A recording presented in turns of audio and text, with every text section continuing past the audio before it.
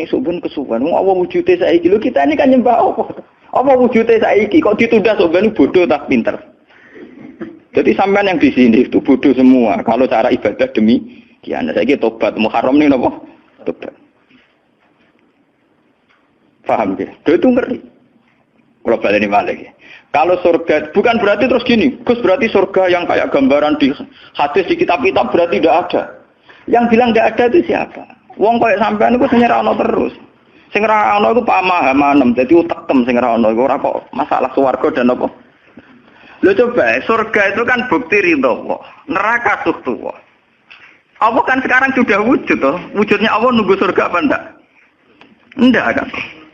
Dan ridho Allah itu sekarang juga terjadi. Suktu Allah juga sekarang juga. Mbok buru sekarang, mbok dicari sekarang. Ridho Allah mbok dicari sekarang. Yaitu seperti doa-doanya Satul Qadir, ilahi ridhoka matlubi. Ilahi anta maksudi wa ridhoka apa? Matlubi. Ya karena ya ilahi. Ya sudah, berarti benar-benar dimulai sekarang.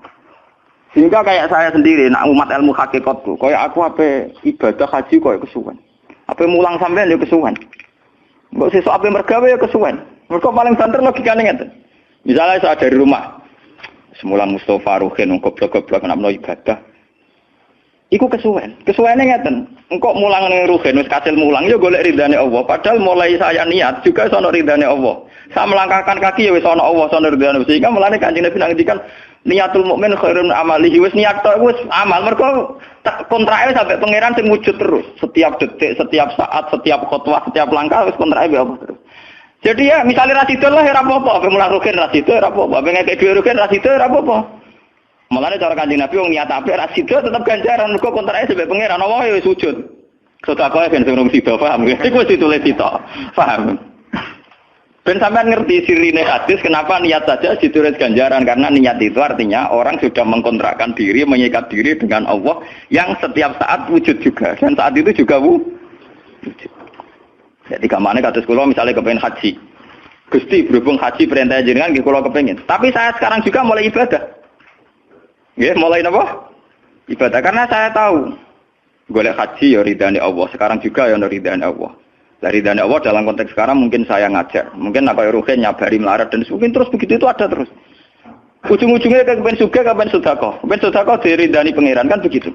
Lah zaman ke melarat ya ono carane diridani pangeran, sabar ngempet. Mau sono juga. Jadi rasa kesusu paham kan. Jadi itu memang begitu. Orang hakikat itu enggak pernah kesusu. Itu jenenge wal asri demi waktu. Jadi semua waktu itu padat dengan amal. Mergo zaman kiri untuk ridane Allah lewat jalur sabar. Zaman suka untuk ridane Allah lewat jalur sedekah ikhlas. Paham nggih? Zaman bingung diusir bojo ya misalnya ya lewat sabar. Zaman bojo mesra ya lewat rahmat. Pokoknya ono terus. Sehingga wal asri ini padat. Innal insana lafi khusr. Manusia selalu rugi illal ladzina amanu kecuali saat itu dia iman, saat itu dia sholihat. Jadi kalau orang hakikat maknanya ya kecuali saat itu dia iman, kecuali saat itu dia sholihat. Demi waktu. Demi waktu ngenteni sampean kan terlambat paham nggih? Iku nak oleh maknane wong napa? Hakikat. Dan itu rumah sakul wis cerdas. Karena dari awal ilmu hakikat dianggap kastanya di atas napa? Syariat. Jadi sampean malah enak, jangan ngaji kok enak, dadi mulai omah wis ibadah. Delik-delik kok bojo ben iso ngaji wis mulai ibadah. Enggak apa-apa, menghindari kebatilan demi barang hak itu ya. Itu sudah bagian dari. Ada sampean terima sampean. Sak kula mawon niku wis biasa. Jadi Gus kok amen lunga-lunga. Nggak terus piye? Hukumnya iku piye? Ya hukum. Lha kalau ada cerita. Kiai Arwani top-tope kiai. Kiai Quran top-tope rak Kiai Arwani. Ini bapak menangi Arwani melarat. Itu kalau beliau ngajar di rumah. Jadi sempat beliau itu ngajar di rumah. Itu kalau bunyainya itu agak kereng. Bawa urusan belanja bawa agak kereng. Cuma pindah di masjid aja. Jadi ya basaria sekali lebih aman. Di masjid lebih apa? Jadi kabeh kiai tahu sok enggak ngaji ning omah ben barokah, tapi ketika suasana tidak kondusif. Pindah. Momennya ditambah mertua barang dunia. Bojo tok wis problem, momennya tambah mertua tambah IP. Mulane mubalek ku PD-PD, mergo pidatone ora ning area terlarang. Tambah PD, mergo ora konangan. Ning areane dhewe bar. Dia nak gadah bojo kudu sakinah mawaddah rahmah dari bojone mencapet. Lah nek kenapa mubalek mlepuk mergo jauh dari area. Sing ngono tok kuncine ngoten. Tapi kalau orang hakikat itu ya gak ngeluh. Ketika bojo grundel kowe ridho mek kodok-kodare pangeran ya ibadah. Berhasil melalikan diri ya napa? Akhirnya berhasil ngaji ya napa? Karena Allah itu wujud di setiap langkah kita, di setiap detik kita, di setiap nafas kita. Lah kalau wujudnya Allah di setiap detik kita, nafas kita, kenapa nunggu nanti-nanti? Sebab itu sedekah Rasulullah ketika Nabi ngendikan, ya mulai niat itu dihitung. Lah wong saiki wong intelektual kabeh. Bagaimana mungkin belum aksi nyata kok sudah dihitung ora roh pangeran, paham nggih? Paham nggih wong-wong ora roh pangeran. Dadi intelektual iku kudu tobat, paham nggih? Bagaimana mungkin niat belum aksi nyata kok sudah di Jadi nak goblok ora rasa di syariat. Nek wis goblok ditulis ning koran dadi buku. Wong goblok kok di syariat. Wong dari awal Nabi ngendikan dimulai niat. Maksudnya niat itu niat amal soleh lillahi ta'ala-nya dari awal transaksinya dengan Allah Subhanahu wa taala. Hingga nyaman. Lalu kula ngrasa ibadah. Lah di sini ini kelihatan Nabi sering ngendikan ini yang hadis sahih. Misalnya Nabi ngendikan seseorang itu selalu dalam keadaan salat, maka nanti salat tahbisuhu. Misalnya orang pujian ngenteni kiai ini teko. Nek kiai ini nek sepuh wotak watuk apa ngimami kok ngombe pil sik bariku ndredeg-ndredeg ra teko-teko. Iku dari Kanjeng Nabi wong sing ngenteni imame teko, iku ya cek salat terus senajan to urung salat. Ngono Kanjeng Nabi tau dipraktekno cara. Kanjeng Nabi itu kalau sholat standarnya awal waktu, tapi beliau itu pernah sholat isya sekitar jam 1:30. Yapqa sulusul lailil akhir sekitar 1:30. Itu separuh sahabat sudah turu. Sing Umar menutupi kentong kelontangan. Mantan preman, mantan apa? Preman. Terus. Nah, malahnya akeh kiai sing gak berturu terus sholat ra wudu mergo hadis itu ceritane iku. Mereka ya namun, tapi fasallahu alam yatawad. Jare wong fikih, mergo iku lungguh. Lungguh nek arung geser iku ora apa jare wong fikih ta, ono-ono wae. Turune sahabat sing gaplek-gaplek ya mlungker.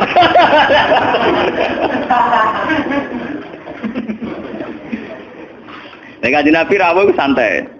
Kenapa kalian masih menunggu, Jar? Ya karena nunggu salat engkau ya Rasulullah. Kamu mulai tadi juga sudah salat karena sampean menunggu demi napa? Salat. Biasanya kita dicatat sedelok. Mereka nunggu terus sholat. Mau dicatat mulai mau nganti saiki. Jadi hari ini pahala kamu lebih tinggi. Nabi tenang. Ya memang begitu. Sehingga kalau wal asri innal insana lafi khusrin demi waktu itu tidak ada ruginya. Misalnya saya juga pernah melarat. Rugen ya tahu melarat nganti saiki misalnya. Artinya saat kita melarat kan duwe niat. Aku nak sugih pe sedekah. Aku nak alim pe mulang. Niat dihitung ganjaran. Ketika kamu real, yang sekarang real kan ngadepi kekerean terus gue sabar ya ibadah. Jika orang kemrungsung aku ibadah ngenteni juga. Begitu juga yang ingin haji. Ditekbir rafat haji. Tapi ketika dia ingin sudah ditulis ganjaran. Meskipun takdirnya dia tidak sempat haji sampai mati. Tapi per detik dia tetap berdialek dengan Tuhan. Bertransaksi dengan Tuhan. Jadi disebut Quran yastarun. Yastarun itu transaksi. Inna wastara minal mu'minina anfusahum wa amalahum bi anna lahumul jannah. Allah Ta'ala itu membeli diri kita. Diri kita itu kata Nabi, ini sing asli dawe Nabi, ora dawe mubalek lho. Ini ilmunya ulama, bukan mubalek, harus dicatat. Nabi itu ngitung ibadah. Itu dimulai dari diri kita. Ngendikane pangeran, inna wastara minal mu'minina anfusahum. Allah membeli diri kamu. Diri kamu itu ya organ kamu, sel-sel yang ada di kamu, saraf-saraf kamu, semua yang ada di tubuh kita. Karena apa?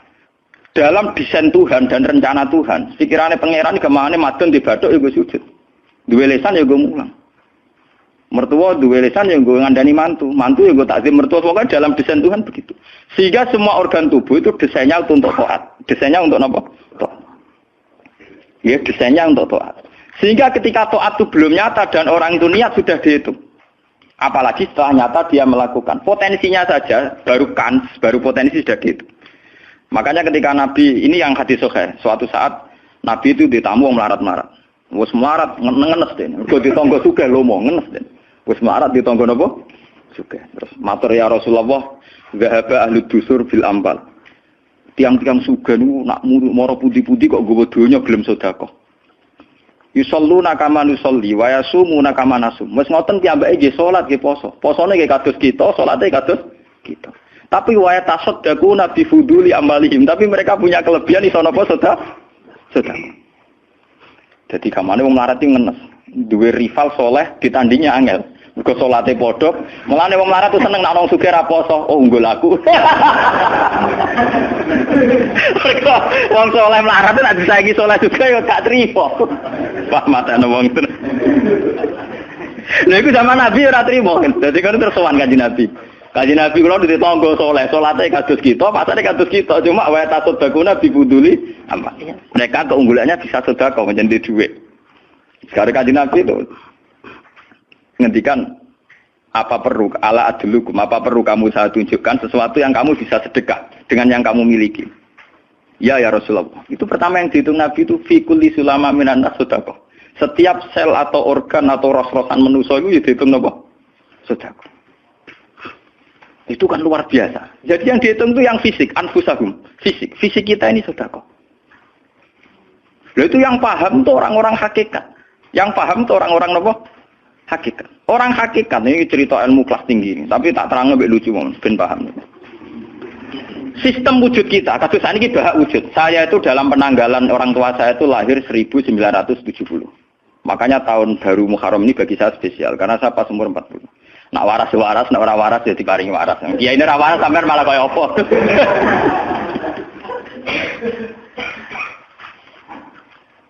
Kalau dalam teori ilmu hakikat, sebelum tahun 70 berarti status saya kan ala Adam tidak ada.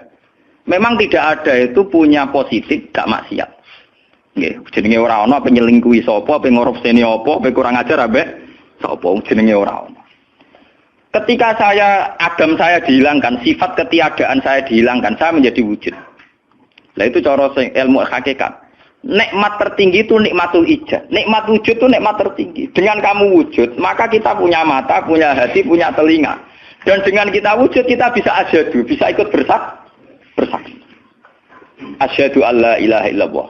Jadi dengan kita wujud saja, potensi wujud saja dengan kita wujud itu nyekseni. Ternyata langit bumi digawe Allah. Allah sing gawe aku, Allah sing menciptakan ini semua. Sehingga dengan modal syahadah saja itu orang sudah min ahlil jannah. Andai kan orang itu maksiat seumur-umur tapi pernah baca la ilaha illallah tetap dakhalal jannah. Mbok digodhok kaya apa ning neraka suwe tetap dakhalal jannah. Mergo umpama ning neraka selawase pangeran ya ana salahe. Dia ku mau ngiral hadis qudsi, sak bedik-bedike wong misale umure 100 tahun maksiate ra 100 tahun. Lah kok disiksa luwih 100 tahun ra pangeran napa go? Dolim. Mulane pangeran nek nyiksa ya ana batese wong maksiate wong ya ana batese. Tapi diwalik iki ngoten, ketika ana wong taat mulai bayi taat nganti mate, dilebokno pangeran swarga. Keros bab mlebu swarga. Jare wong iku nggih ngertos Gusti mergi kula taat ra maksiat sak umur-umur. Iya, tapi ning swarga 80 tahun wae ngene taat 80 tahun riang. Waduh. Ya nak maksiat iku 80 tahun, nerakane 80 tahun ae, tapi nak taat 80 tahun kok swargane ya 80 tahun. Yo kene neraka ae, nek engko bar 80 tahun tak pindah ning neraka wong taat 80 tahun. Mboten Gusti pendapat kula ralat, kula mlebu swarga krana fadhole jenengan. Lah anak iku abadi fadholku. Menawa kena apa wong ning swarga kok abadi, mergo fadhole Allah. Mulane Kanjeng Nabi ngendikan, tidak akan kalian masuk surga karena amal kalian. Tapi kamu masuk surga karena fadlnya Allah. Ada sahabat yang tanya, wala anta ya Rasulullah. Juga tidak engkau ya Rasulullah. Wala ana. Saya sendiri tidak akan masuk surga karena amal saya. Kecuali dikasih rahmat Allah. Orang Mu'tazilah, orang ahli sunnah, yang orang-orang syariat berdebat kusir tentang masalah bagaimana mungkin masuk surga tanpa ngamal. Modal fadlnya pengen. Tapi orang hakikat cara baca jelas. Nak krono ngamal ada durasinya. Ada apa? Durasinya. Dan itu batas amal kita 80 tahun. 80 tahunnya Mustafa umat soleh ya lagi. Ya tahu puber, tahu nakal, tahu kedonyan, meh matek tua ini terus yo malah mau birang tahun, paham no? Wes ngono cek kumat-kumatan ora stabil. Nyatane ora ana crita ning swarga, pas saat ya kok swarga, eling ra stabil dak kon neraka kan ya mboten enten. Ya ora dikocok mbek pangeran ya ora dikocok. Lah, di sini ini orang hakikat lebih benar. Kenapa di surga selawase? Mergo mlebu swarga krana fadhole Allah. Sementara fadhole Allah abadal abad, selamanya lama. Paham ya? Jadi orang hakikat itu cara baca gampang. Nah kalau begitu, organ tubuh kita ini dengan sendirinya sudah ibadah. Karena dengan wujud kita bersaksi. Mulane Kanjeng Nabi bersaksi terus. Lho nak wong soleh-soleh pas-pasan kok sampean eling pangeran kan pendak salat, pendak tawaf. Nak Kanjeng Nabi mboten. Kanjeng Nabi semua organ tubuhnya iso dijak eling pangeran. Perkara mangan iki barang sepele bedine naman. Nabi baca bismillahirrahmanirrahim. Setelah makan ya baca alhamdulillah. Mau ke WC itu Nabi juga baca bismillah. Setelah dari WC sesuatu yang biasa, Nabi juga bilang alhamdulillahilladzi azhabanil adza wa afani. Semua sistem tubuh kita butuh makan, baca bismillah juga ibadah.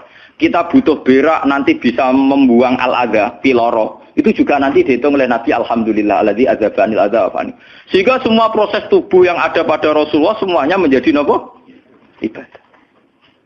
Nah, makanya Nabi ngitung, makanya sama ndak usah ngeluh dengan fisik yang sekarang ndak usah ngeluh. Nak kowe ganteng ya syukur paling ganteng, nak elek alhamdulillah potensi zina saya rendah. Mergo ora ono sing minat.